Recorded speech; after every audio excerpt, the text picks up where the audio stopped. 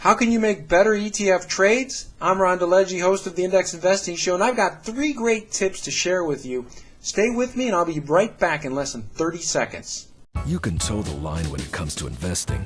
Choose the stocks you like one by one, or select Sector Spider ETFs and add the diversification of an entire sector of the S&P 500, like financial. With liquidity, all-day tradability, and transparency.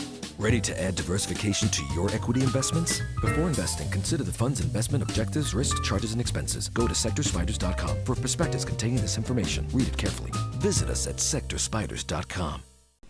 Buying and selling ETFs can pose unique challenges even for the most seasoned investors. Here's a few points to keep in mind when trading exchange-traded funds. Number 1, stay away from the first and the final 30 minutes of the trading session.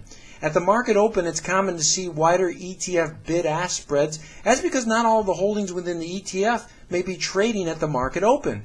Wider bid-ask spreads are bad because they increase your trading costs.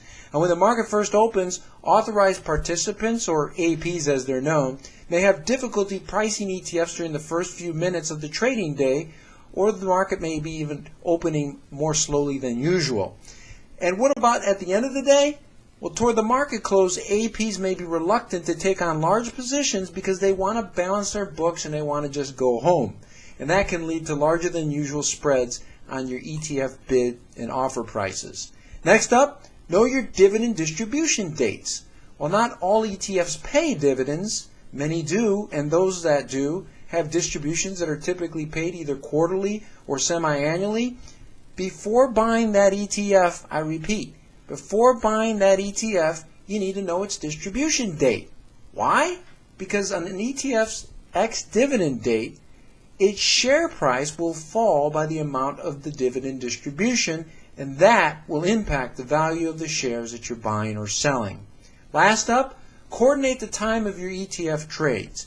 Differences in trading hours for an ETF's underlying securities may lead to diminished liquidity in the fund, along with price discrepancies between the ETF share price and the value of its underlying holdings. Now, when trading ETFs that own international or emerging market stocks, for example, consider timing your order for when the markets for those stocks are open.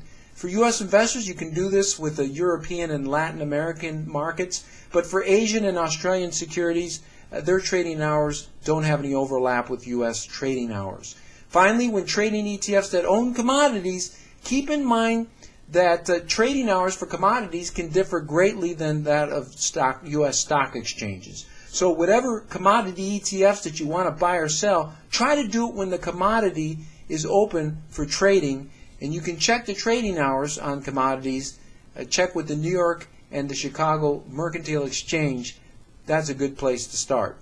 Well, you can listen to our weekly podcast at iTunes.com. Follow us on Twitter at Index Show. And you can get your free portfolio report card by going to indexshow.com.